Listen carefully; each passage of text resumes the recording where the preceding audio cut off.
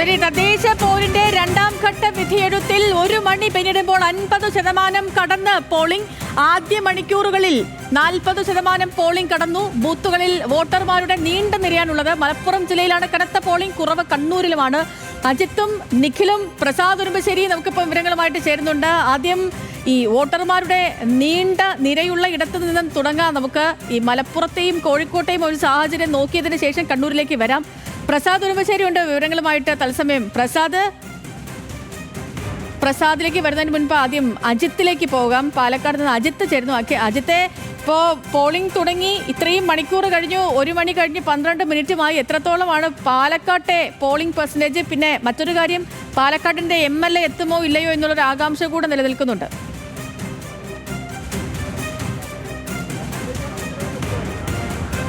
സേതുലക്ഷ്മി, ഏതാണെങ്കിലും കനത്ത പോളിംഗ് തന്നെയാണ് പാലക്കാടുള്ളത്. 45% പോളിംഗ് കഴിയുന്ന സാഹചര്യത്തിലേക്ക് കാര്യങ്ങൾ എത്തിയിട്ടുണ്ട്. ഏതാണെങ്കിലും ഇതിൽ ഇനി എത്രത്തോളം പോളിംഗ് ഉയരുമെന്നുൾപ്പെടെയുള്ള കാര്യങ്ങളുണ്ട്. പാലക്കാട് നഗരസഭയിൽ ഉൾപ്പെടെ പോളിംഗ് കുറവാകുന്ന സാഹചര്യം ഉണ്ടായിട്ടുണ്ട്. പക്ഷേ അത്തരത്തിൽ അതിനപ്പുറത്തേക്ക് ഇപ്പോൾ അവസാനത്തെ അപ്ഡേഷൻ വന്നിട്ടുണ്ട്. പോളിംഗിനെ സംബന്ധിച്ച് 50.05, അതായത് 50% പോളിംഗ് കടന്നിരിക്കുകയാണ്. അതായത് പാലക്കാടിനെ സംബന്ധിച്ച് നല്ല രീതിയിൽ പോളിംഗ് കൂടുന്നുണ്ട്. ഓരോ അപ്ഡേഷനിലും, ഓരോ അരമണിക്കൂറിലും അപ്ഡേഷനിലും പോളിംഗ് കൂടുന്ന സാഹചര്യമാണുള്ളത്. നഗരസഭയിൽ ഉൾപ്പെടെ ശക്തമായ മത്സരമാണ് നടക്കുന്നത്. പാലക്കാട് ജില്ലയിൽ ആകെ നമുക്കറിയാം LDFന് വലിയ സ്വാധീനമുള്ള മേഖലയാണ്. അവിടെ ഇത്തരത്തിൽ തെരഞ്ഞെടുപ്പ് നടക്കുമ്പോൾ LDFനെ സംബന്ധിച്ച് അത് വളരെ ശ്രദ്ധാപൂർവം തന്നെ അവർ വീക്ഷിക്കുന്ന ഒരു ജില്ല കൂടിയാണ്. അതിനോടൊപ്പം തന്നെ പാലക്കാട് നഗരസഭ അത് കേരളത്തിൻ്റെ ആകെ തന്നെ ശ്രദ്ധാകേന്ദ്രമാണ്. BJP ഭരിക്കുന്ന നഗരസഭയാണ്. കഴിഞ്ഞ തവണ ഒറ്റയ്ക്ക് ഭരിക്കാനുള്ള ഭൂരിപക്ഷം ലഭിച്ച നഗരസഭയാണ്. ആ നഗരസഭയിൽ എന്തായിരിക്കും ഇത്തവണത്തെ ഫലം എന്നുള്ളത് കോൺഗ്രസ് ഉൾപ്പെടെ ശക്തമായ മത്സരം ഇത്തവണ കാഴ്ചവെച്ചിട്ടുണ്ട്. മാത്രമല്ല ഇടതുപക്ഷവും സീറ്റുകൾ വർദ്ധിപ്പിക്കാൻ വലിയ രീതിയിലുള്ള പരിശ്രമങ്ങൾ നടത്തിയിട്ടുണ്ട്. ഇപ്പോൾ അല്പസമയത്തിനുള്ളിൽ ഷാഫി പറമ്പിൽ വോട്ട് ചെയ്തതിന് ശേഷം മാധ്യമങ്ങളെ കാണും. അവിടെ ഇപ്പോൾ അദ്ദേഹം വോട്ട് രേഖപ്പെടുത്തി കഴിഞ്ഞു. അതിനുശേഷം അല്പസമയത്തിനുള്ളിൽ തന്നെ മാധ്യമങ്ങളെ കാണും. നിലവിൽ ഏതാണെങ്കിലും ശക്തമായ മത്സരമാണ് പാലക്കാട് ഉണ്ടായിരുന്നത്. പാലക്കാട് ആ മത്സരത്തിൻ്റെ ചിത്രം തന്നെ ഇന്ന് ബൂത്തുകളിൽ നമ്മൾ ചെല്ലുമ്പോൾ കാണാൻ കഴിയുന്നു. സ്ത്രീ വോട്ടർമാർ ധാരാളമായി, ശക്തമായ വെയിലാണ് പാലക്കാടുള്ളത്, അതിനെല്ലാം വകവയ്ക്കാതെ ധാരാളമായി ഒഴുകിയെത്തുന്ന കാഴ്ചയാണ് കാണാൻ കഴിയുന്നത്. അത്തരത്തിൽ ശക്തമായ മത്സരത്തിന്റെ അടയാളങ്ങൾ തന്നെ ഇപ്പോൾ ഈ തെരഞ്ഞെടുപ്പിൽ കാണാൻ കഴിയുന്നു. ആ തെരഞ്ഞെടുപ്പിന്റെ പ്രതിഫലനം തന്നെയാണ്. 50% പോളിംഗ് കടന്നിരിക്കുന്നു.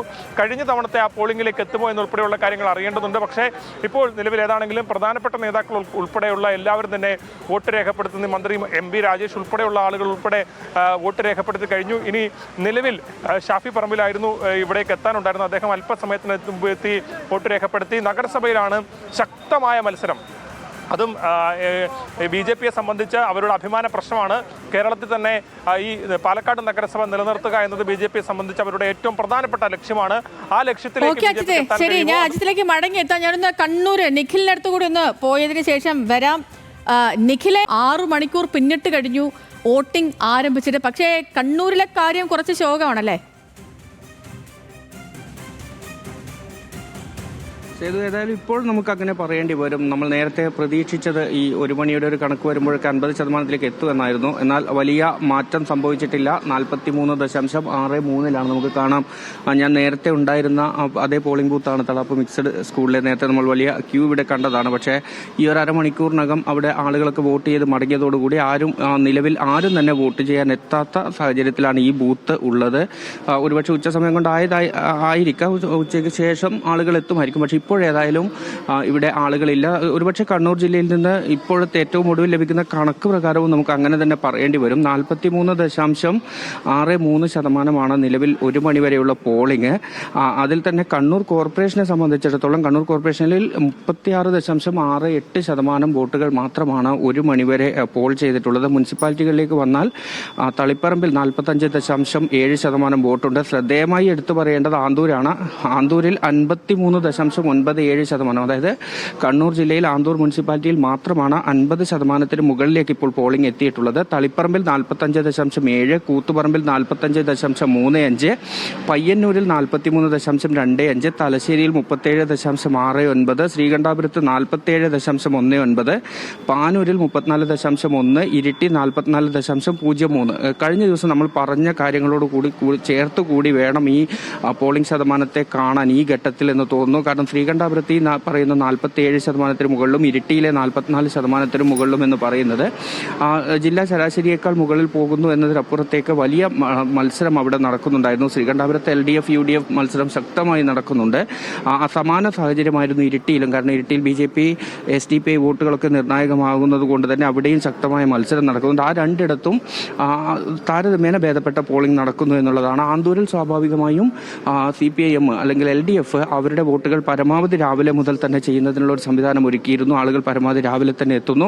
അതിന്റെ മാറ്റം ആന്തൂരിൽ കാണാനുണ്ട്. പഞ്ചായത്തുകളിലേക്ക് വരുമ്പോഴും പലയിടങ്ങളിലും ഇപ്പോൾ പൂർണ്ണമായും ആളുകളില്ലാത്തൊരു സാഹചര്യത്തിലാണ് ബൂത്തുകൾ ഉള്ളത് എന്നാണ് നമുക്ക് മനസ്സിലാക്കാൻ കഴിയുന്നത്. ആ നിലയ്ക്ക് ഒരു മന്ദഗതിയിലേക്ക് നിലവിൽ കണ്ണൂർ ജില്ലയിലെ പോളിംഗ് പോകുന്നുണ്ട് എന്ന് വേണം മനസ്സിലാക്കാൻ. ഈ പറയുന്ന 43.63% ഒരു മണിവരെ ജില്ലയിലെ പോളിംഗ് എന്ന് പറയുന്നത്. സ്വാഭാവികമായും വൈകിട്ട് കുറച്ച് ആളുകളുടെ ഒരു ഒഴുക്ക് ബൂത്തുകളിലേക്ക് ഉണ്ടാകും. എന്നാൽ കഴിഞ്ഞ തവണ കണ്ണൂർ കുറച്ച് കഴിയുമ്പോഴത്തേക്ക് കാര്യങ്ങളൊക്കെ മാറുമോ ഇല്ലേ എന്നുള്ള കാര്യങ്ങൾ നോക്കാം. ഇപ്പോ കുറവ് പോളിംഗ് കണ്ണൂരാണ് രേഖപ്പെടുത്തിയത്. അപ്പോൾ കാര്യങ്ങൾ പറയുകയായിരുന്നു നിഖിൽ. ഇനിയിപ്പോൾ പ്രസാദ് ഉടുമ്പശ്ശേരിയുടെ നമുക്കിപ്പം പ്രസാദ്, കോഴിക്കോടും മലപ്പുറത്തും ഒക്കെ ഗംഭീര പോളിംഗ് ആണ്. ഇപ്പം 6 മണിക്കൂർ പിന്നിടുമ്പോൾ എന്താണ് അവസ്ഥ?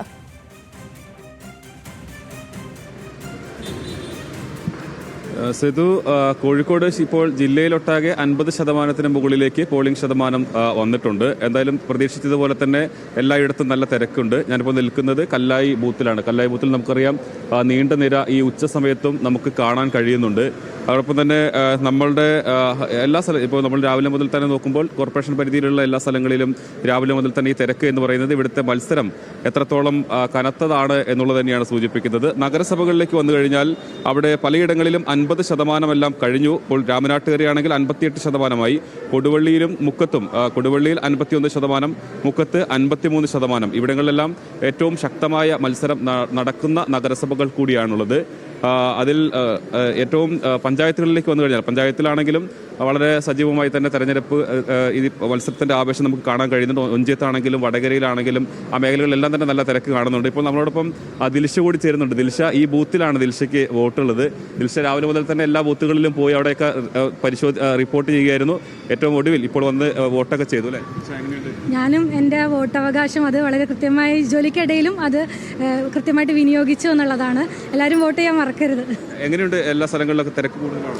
മറ്റ് ബൂത്തുകളെ അപേക്ഷിച്ച് നോക്കുമ്പോൾ ഇത് ഒരു തീരദേശ വാർഡ് കൂടിയാണ്. കൂടുതൽ വോട്ടർമാരുള്ളൊരു വാർഡാണ്. അതുകൊണ്ട് തന്നെ ഇവിടെ നല്ല തിരക്കാണ്. രാവിലെ മുതൽ തന്നെ നല്ല ക്യൂ ആണ്. നമ്മളിപ്പോൾ ഇവിടെ വോട്ട് ചെയ്യാൻ വേണ്ടി എത്തിയ സമയത്താണെങ്കിൽ വോട്ടർമാർ പറഞ്ഞൊരു കാര്യം, മറ്റ് ബൂത്തുകളെ അപേക്ഷിച്ച് നോക്കുകയാണെങ്കിൽ അവിടെയൊക്കെ പെട്ടെന്ന് കാര്യങ്ങൾ നടന്നു പോകുന്നുണ്ട്. പക്ഷേ ഇവിടെ നീണ്ട ക്യൂ ആണ്. മണിക്കൂറുകളായിട്ട് വരി നിൽക്കുന്ന ആളുകളാണ് ഇവിടെ ഉള്ളത്.